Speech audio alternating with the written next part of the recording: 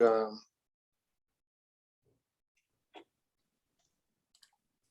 set. All right, well, welcome members of council, admin, and as well those delegates and those who are streaming from the conference at home. Welcome to our public meeting today. So I'll formally call the meeting to order and start with our land acknowledgement that we acknowledge that we are on lands and surrounded by water originally inhabited by indigenous peoples who have traveled this area since time immemorial. This territory is within the lands honored by the Wampum Treaties, agreements between the Anishinaabe and the Haudenosaunee, Shawnee, and the Lenni Lenape and allied nations to peacefully share and care for the resources around the Great Lakes. Specifically, we would like to acknowledge the presence of the Three Fires Confederacy, the Ojibwe, the Ottawa, and the Potawatomi, and the Huron-Wendat peoples. We are dedicated to honoring Indigenous history and culture while remaining committed to moving forward respectfully with all our First Nations, Inuit, and Métis. So with that, members of council, any disclosure of pecuniary interest on the agenda as presented to you this afternoon?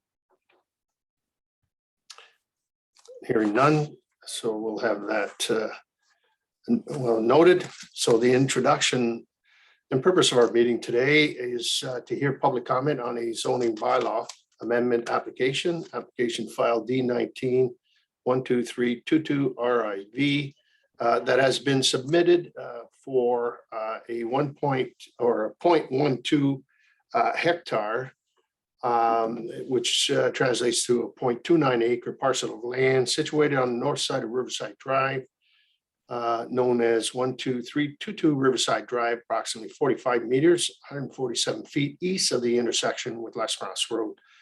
Purpose of the application is to amend zoning bylaw 1746 by rezoning the subject property from residential zone 1 R1 to a site-specific residential zone 1 R1 in order to permit the conversion of an existing accessory structure garage into a standalone additional residential unit, also known as an ARU, in accordance with subsection 4.2.2, the 8 of the Tecumseh official plan. Call upon our manager of planning services to summarize the report and bring over the recommendation. Mr. Jeffrey. Thank you, Mr. Mayor. Good evening, members of council. If we could see attachment 1, please. So this attachment shows the subject property that the mayor mentioned in his opening remarks on the north side of Riverside Drive, just east of L'Esperance Road. You can see it's occupied by an existing 1.5-story dwelling that's roughly 2,100 square feet in gross floor area. There's a small shed in the middle of the property, and then the subject building that is proposed to house the ARU is located just north of Riverside Drive on the southern portion of the property, and it's 665 square feet in floor area. Attachment 2, please. The subject property is surrounded by predominantly low density single unit dwellings. There's a commercial node across Riverside Drive on the south side of Riverside Drive, and then on the west of L'Esperance Road as well. And then there's a couple of small municipal parks in the Chippewa Park North and the Colonel Paul Poisson Park at the intersection of L'Esperance and Riverside Drive as well. Attachment 3, please.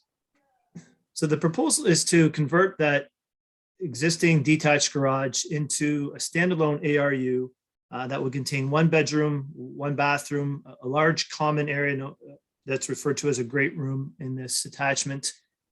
There's an entranceway along the north side of it, away from Riverside Drive, that has direct access to a dedicated parking space. And the existing building is serviced with all the required utilities and services. So to accommodate this proposal, the applicant has submitted a rezoning application proposing to change the existing zoning from residential zone R1 to a residential zone R1 site-specific zoning that would permit the standalone ARU and establish site-specific zone provisions for the ARU. The provincial policy statement and the county official plan contain supportive policy for this. Should note that the Planning Act establishes that we shall make provisions in our documents to allow these as of right, and we've done that in the Tecumseh OP. If you go to attachment 4 and see that the subject property is designated residential, and under subsection 4.2.2 item 8, there are criteria established there for considering standalone ARUs in an urban area. Those include that it be subordinate, that it be integrated into the surroundings, it's compatible in terms of its design and the scale of the lot and neighborhood, that it has full municipal services with no constraints, and that issues such as parking and access and stormwater management, the preservation of trees and landscaping are all adequately addressed. So we've reviewed the subject proposal in the context of those criteria, and we feel that it, subject to hearing any concerns tonight that might arise, we feel it meets those criteria. We've also assessed it against the draft ARU guidelines, and it meets all those guidelines that we've established as well. With the exception of the setback from the east of the lot line, we've got a current guideline of 1.5 meters or 5 feet from a side lot line, and the existing garage is located only 0.3 meters or 1 foot from the eastern side lot line. But the building is located in an area that we don't feel will have any negative impact on the surrounding land uses. So tonight we're here to listen to any concerns that might be raised by any interested stakeholders, and subject to hearing of those, we would either prepare a future report, Mr. Mayor, that would address any outstanding issues, or if there are no outstanding issues, we would come back to council with a draft zoning bylaw amendment for council's consideration at a future meeting. All right. Thank you very much, Mr. Jeffries. Any questions or comments, Mr. Jeffrey, at this point? I see no hands up in that, and then any questions? I know I have Patricia Warren here, and just to answer any questions. If there's any questions to the applicant on the zoning amendment requirement. All right, you're going to get off easy, Miss Warren. Go ahead, Councillor Alton. Thank you, Worship, and through you. Actually, perhaps this is for administration. I don't know, or the applicant. We have received some correspondence from IRCA. At least I'm assuming I got the right one on the Riverside Drive property. Noting some concerns or some discussions that potentially should occur between the applicant and IRCA's regulations department. I'd like to get a better understanding of that, and I think it's appropriate that, certainly for the best benefit of the applicant, that those things be resolved before before moving forward, because I don't think anyone wants to have any hiccups as they try to progress forward, and this may cause something, but I just want to make sure that it can be resolved and dealt with appropriately. So perhaps to administration, I don't know, or the applicant. I don't know if discussions have occurred with IRCA and that's been resolved. I'll have Mr. Jeffrey thank you. weigh in. Sure. Thank you, Mr. Mayor, and to Councilor Altenhoff. We received correspondence from IRCA just today. And so we haven't had a chance to discuss with IRCA the exact nature of the concerns that have been raised. We believe that these concerns with respect to hazard lands, and especially with respect to safe access, have been addressed through the purchase of the deep water vehicle.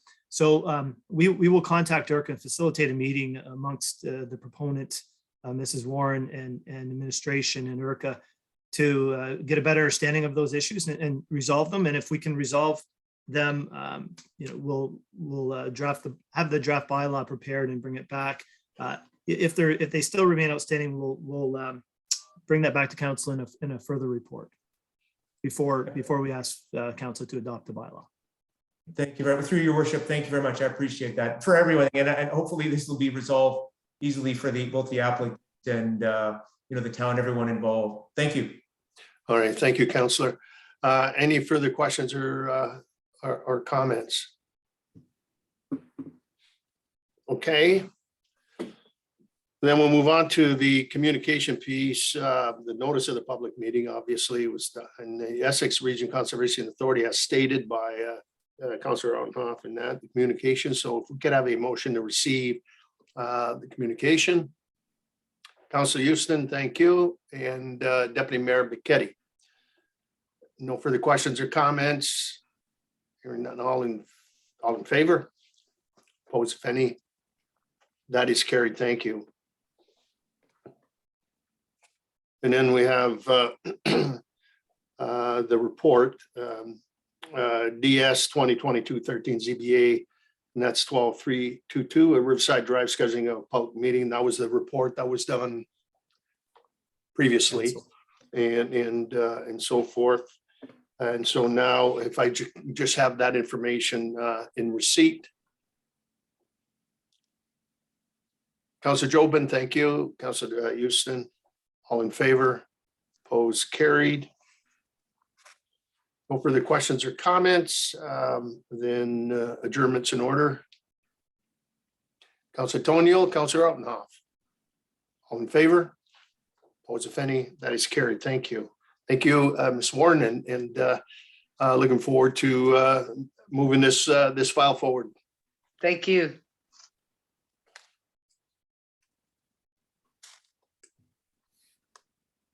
All right. So at this stage here, I believe we still use the same link, Jen, or a different link for 6 o'clock. Through your worship, it's a new link for the 6 o'clock meeting. Okay. All right. So we'll adjourn and we'll pick up in 15. Thank you.